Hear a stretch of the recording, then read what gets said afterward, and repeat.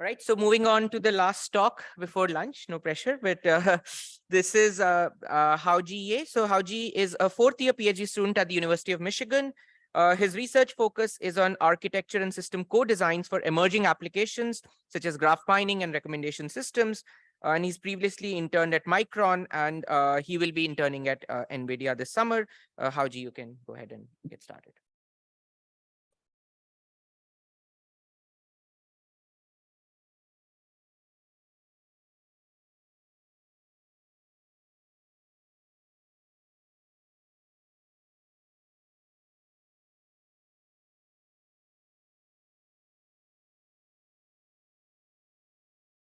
Well, thank you for the introduction.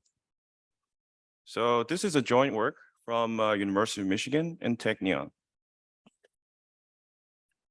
Deep learning-based recommendation model is ubiquitous in our lives. For example, if you search through a video on a YouTube, the YouTube will use this model to recommend some other videos that you might like. In fact, many service providers are using this model for a variety of recommendations. And the leading company in the recommendation industry, Meta, has reported that 200 trillion AI inferences are executed in their data center every day, and out of which 60% are on this model. Therefore, DLRM is a really important workload that runs at population scale. Even a single percentage of performance improvement will lead to millions of dollars in savings of the total cost of ownership, and will also save energy and reduce the carbon footprint because of the computing. So now that we know the importance of DRM, let's first have a brief overview of what is DRM. The input of this model is the user's dense and sparse input. The dense input from the user includes user's age, gender, locations, etc. The sparse features include the user's past selections on the different categories of products. And the system output is the click-through rate that predicts the probability of a user will click through a product or an advertisement or a link. So the DRM have three main components, and we will discuss one component at a time. The first component is the bottom multi-layer perceptron network. It takes the user's dense input, passes through an MLP, and produces some output neurons that describes the user. The second component is the embedding layer. It consists of multiple embedding tables, and each row in this table represents the embedding of each item. The purpose of this embedding layer is to use the user's past interactions with items to build users' customized features. For example, if a user has previously viewed book ID 0, 1, and 3, it will use these IDs to index into this table and reduce the features to build users' customized features in the category of books. With the same technique, this can be executed for different categories, and the features are concatenated along with the output neurons that describes the user. They're all passed into a top-level MLP and to output the final click-through rate prediction.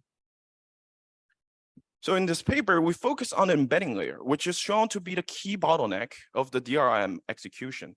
We conclude three characteristics about this layer. First, it will incur a very large memory footprint because the number of items can go up to millions or tens of millions. Second, the embedding selections from the user is usually very sparse and also irregular. This is because the users only interact with tens of items out of millions of items. Based on these two factors, we observed that the DRM embedding layer is very memory bandwidth hungry. Because of this, the current state-of-the-art model, execution model, will adopt a CPU-GPU hybrid memory systems and try to serve the user's request as much as possible on the GPU memory, because the GPU memory has a much higher memory bandwidth than the CPU. But at the same time, the GPU memory is capacity limited. So what prior state-of-the-art does is it will only store popular embeddings on the GPU memory and leave the rest on the CPU. And upon receiving the user's request, it will distribute to the heterogeneous memory accordingly, and the reduction is executed at each of the device. We conclude that there are still two opportunities that exist in this execution model. First, even though the heterogeneous memory is deployed, we still observe there's a great imbalance in the utilization of this heterogeneous memory. Second, some prior works have shown that we can reduce the memory traffic by using a partial sum. For example, if the partial sum of item 0 and item 2 is available on a GPU, the user can directly access this partial sum instead of fetching separate lines. This will save memory traffic and increase the throughput. We will further show that we can bring this traffic down over the prior works. So these two are the Grace design goals. Our goal is to design an inference framework that is aware of the heterogeneous memory. And our goal is to maximize the traffic reduction ratio. With these two goals, our analysis must be scalable to large data sets, which has a large number of users and large number of items, for it to be practical to be deployed in the real world scenario. In what follows, we will present an algorithm and system co-design. Our unique insight or the takeaway of this talk is that we cast a problem of identifying popular item combinations to a graph problem. The reason why we cast it to a graph problem is that the graph gives us a very powerful abstraction that gives us a global visibility of all the user item interactions so that we can further analyze in a scalable way. So now we will discuss how we minimally change the current system to meet our design goals. So this figure shows today's DRM systems. The user selections are batched, they're converted into embedding IDs, and they're sent to the heterogeneous CPU GPU memory to be executed. Grace additionally adds one more module to this online inference. We would additionally record the co-occurrence of items, and we will reduce it into a graph for future offline analysis. We do this recording at a lazy fashion so it does not interfere with the online inference. Specifically, we would initialize an item co-occurrence graph, or ICG, where nodes in the graph represents items in the datasets. When the user trace are recorded, we would record all of the pair of item co-occurrence and record it into the graph. For example, if a user accesses item 0, 1, 2, 3, 6 edges will be updated, namely item 0, 1, 0, 2, 0, 3, etc. As we record more user traces, we update the graph accordingly. And if we are trying to update an edge that already exists, we increment edge weight by 1. So this is the resulting graph after we record 6 user traces. For example, item 2 and item 3 has an edge weight of 3. This indicates that item 2 and 3 are co-accessed by 3 users. In our example, user A, C, and E. So now that we have constructed the ICG, the next step is to cluster the ICG. The purpose of doing the clustering on the ICG is that we want to figure out what items are very frequently accessed together so that we can use that to guide our further optimizations. The clustering of ICG consists of 4 steps. First, we will select a node to be the anchor node. And in the paper, we select that to be the node that has the highest node degree in the graph. Different selection policies are discussed in the paper. But in this example, node 2 has the highest node degree, so we select as an anchor node.